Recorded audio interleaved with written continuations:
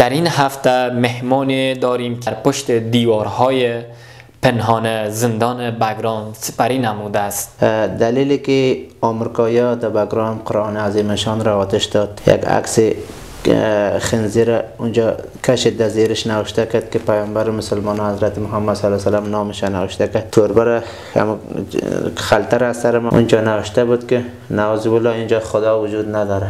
سلام به همه بیننده های عزیز برنامه مهمان. در این هفته مهمان داریم که 4 سال زندگی خود را در پشت دیوارهای پنهان زندان بگرام سپری نموده است. با مهمان عزیز خود معرفی میشیم. السلام علیکم و رحمت الله و برکاته. و علیکم السلام و رحمت الله و برکاته. سلامت باشین. در قدم اول شما را خوش آمدید میگوییم در برنامه خود، که تشکری هم خاص میکنیم که دعوت ما را پذیرفتید آمدید. خب شروع میکنیم درباره خودتان و زندگیتان که در کجا بود. سلامت باشین. تشکر. سلام جداگانه بر شما و همکار محترمتان و بینندگان دوستای عزیزم تقدیم میکنیم. اسم ما محمد عارف است، تخلص متقی، از ولایت سرپل ولسوالی سانچره قریه لرک خوابآباد میباشیم. خیلی خوشحال شدیم از معرفی با شما، چون چنانچه که ما هم معرفی بودیم از شما، خواستیم که بیننده های عزیزمون با شما معرفی شوم. متقی صاحب، جوانیتان در کجا گذشتاندین متقی صاحب؟ جوانی ما به افغانستان گذراندیم، سفر کردیم.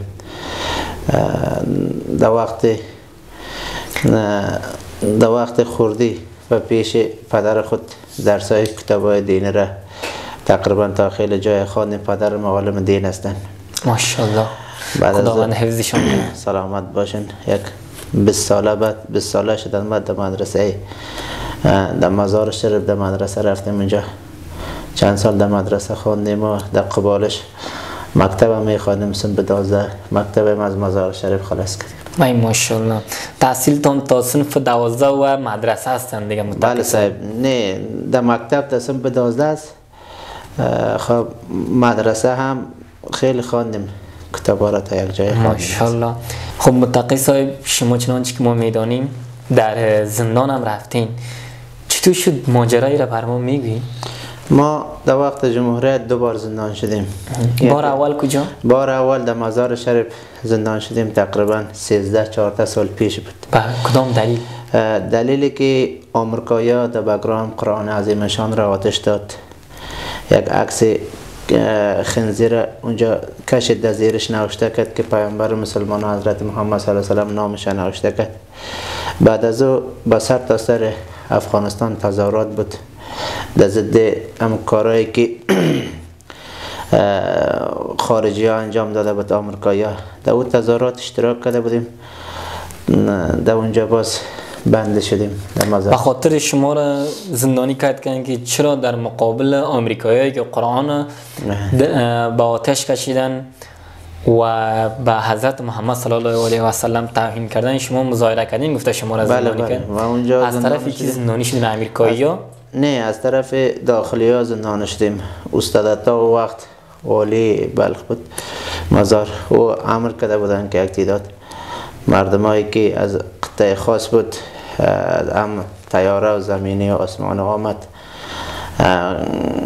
کسایی که مظاهره کرده بودن داخل شهر، اونا را همه زیاد مردم ها را شهید کردن. تقریبا چند صد نفر و سرکا زده انداخت شهید کرد. ما یک 1500-2000 نفر بیشتر ما مردم هم بنده کردن.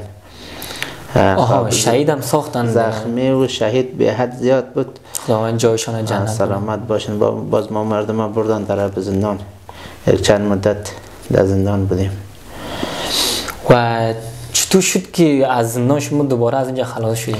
و چی سوالایی در زندان از شما کرد؟ چگونه شما را رها کرد؟ سوالای بیشترشان هم سارنوالا پرسان میکردن که شما چرا در مقابل آمریکایی مظاهره کردین، آمریکایی را بعد گفتین اونا به خاطر بشر دوستی آمده بودن، به خاطر آمدگی است، به خاطر همکاری و افغانستان یک صلح و امنیت آوردن آمدگی است. سوالایشان همه بودن.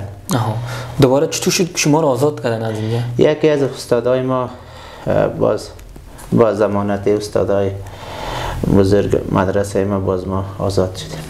خداوند بخیر گذشتانده باشد. سلامت باشین. تشکر. و بعد از او شما چیکار کردین؟ بعد از او که از زندان که بیرون دوباره ادامه تحصیل دادین؟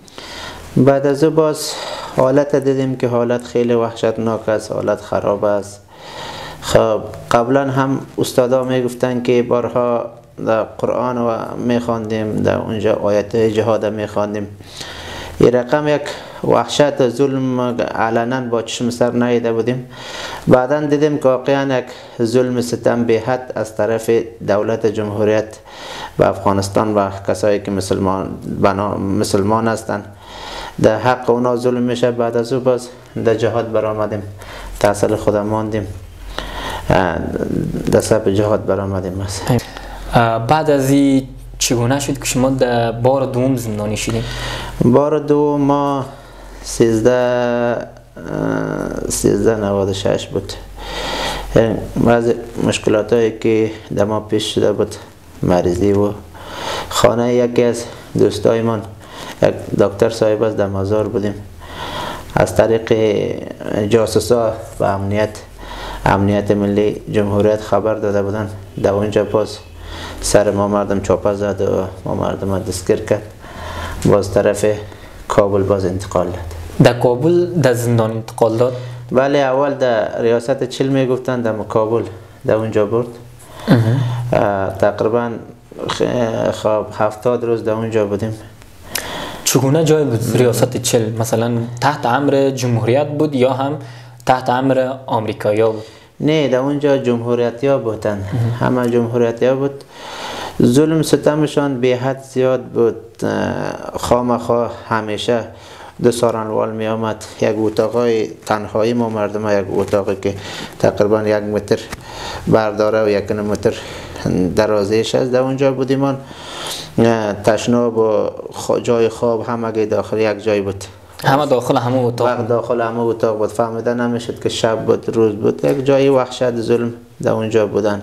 همیشه با سارنوالا، باز وقتی که سارنوالا همه روزه می آمد سر ما مردم تور برکش کرده از اتاق بیرون می بردن. سارنوالا تحقیق میکرد شما چقدر خارجی ها را کشتین و داخلی های نپرای جمهوریت چقدر کشتین. گفته همیشه تا 38 روز یک سره در ظلم میزد و در برق میداد و همه ظلم ستم ها تا 38 روز دوام کردن. میتونستیم مثلا همراه فامیل شما صحبت کنین در اونجا؟ نه، وقتی که تا تحقیق ما تمام نشد باز اونجا اجازه نمیدادن که با کسی ارتباط بگیریم در بیرون. ارتباط بگیریم. بله. وقتی که تحقیق خلاص شد بعد از او از اینجا چند وقت 70 روزه خلاصه در ریاست چیل اونجا سفری کردیم. از اینجا باز طرف بگرام انتقال دادن. بعد از اینکه تحقیقاتتون خلاص شد پروسهشون طی شد، شما را در بگرام انتقال دادن. در بگرام زندان که در سطح تمام دنیا یک زندان بسیار خطرناک است که در دنیا با وحشت ظلم ستم و در دنیا با دوم زندان در دنیا معرفی است که بسیار جایی شما را بار اول که بردن در زندان بگرام شما میفهمیدین زندان بگرام بود؟ نه، و اونجا نمیدانستیم. وقتی که دم از ریاست چیل انتقال داد یک توربه سیاه در سر ما کش کرده بود، نمیدانستیم که ما را کجا میبرن. از طریق بندی ها در حالت خبر شده بودیم، میگفتن که شما را در بگرام میبره. از اینجا باز ما را بردن در بگرام. یک وقت توربه را خلطه را از سر ما کش کردن. دیدیم که در یک جای بایومتریک در آمریکایی خارجی ها اونجا شتگی است. اونجا ما مردم شناندن، بایومتریک کردن. باز اونجا همه جایی که بایومتریک بود در پشت سر اونجا نوشته بود که نعوذ بالله اینجا خدا وجود نداره. در زندان بگرام همین قسم نوشته بود که خدا وجود نداره. در روی دیوارهایشان نوشته بود که خدا وجود نداره. باز دیدیم، باز از همه عسکرایشان هم باز آیسته پرسان کردیم که اینجا جایی که گفتن که شما اینجا بگرام است. از اینجا ما مردم بایومتریک کردن، باز در اتاقا اونجا پنجره اونجا انتقال دادن. متقیس وقتی که شما داخل سلول شدین چه احساس داشتین در اونجا؟ احساس خاص نداشتیم. احساس را داشتیم که چیزی که وعده خداوند حق است، چیزی به هر مشکلاتی که انسان به خاطر الله، به خاطر دین الله انسان میبینه، حتما یک نصرت کمک خداوند هم با پشت سرش هستن. خداوند به هر مشکلاتی که از طرف جانب الله پیش میشه، خداوند دو آسانه را وعده کرده که ما میگفتیم که حتما انشاءالله روز شب از اینجا آزاد میشیم. در زندان چی چیز مثلا شب و روز شما را سخت‌تر میساخت؟ چه قوانینی داشتن که داخل زندان؟ قوانینی بود خاص نبود. قوانینشان همه بودن که راحت ما بالاخره نمیتونستیم که اونجا با اهل فامیل خودمان هر وقت بتانیم یک صحبت کنیم یا زنگ بزنیم یا یگان دیگه چیزا مشکلات نبود. باز هم اونجا یک مشکلات دیگه بود که یک دکان اونجا نبود. هر چیز که خودمان خرید فروش نمیتونستیم. یک چیزی که پیسه میدادیم، یک چیز دلخواه ما نگرفته نمیتونستیم. اونجا چیزی که غذایی که میداد همون بود دیگه. غذایشون معمولا چی میداد برای شما؟ غذایشان از طرف چاشت همیشه هم برنج بدن. شب بیشتر وقتا شوربا بود. 3 وعده غذا میداد.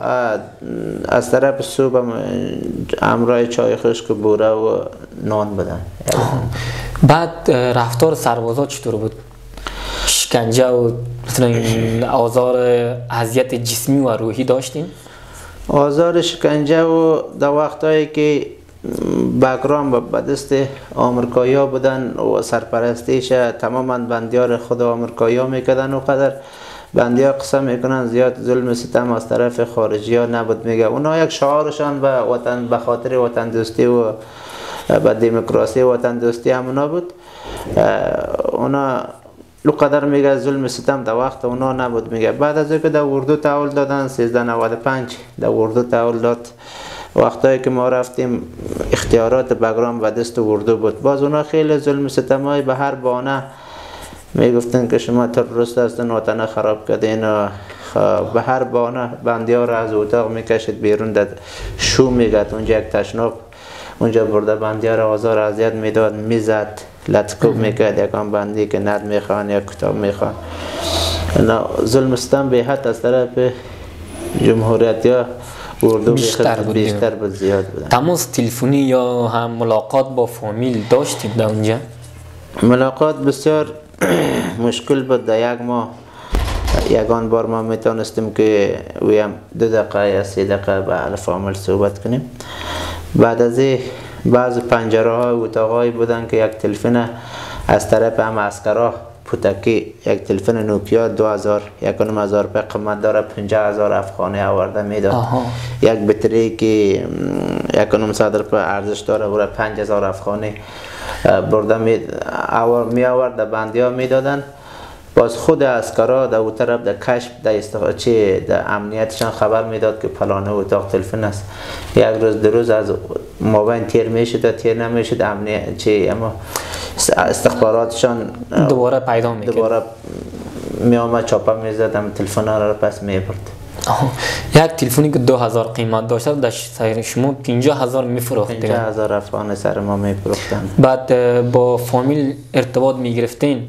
بعد همو کارت موبایل یا هم شارژ موبایل چطور میکنی؟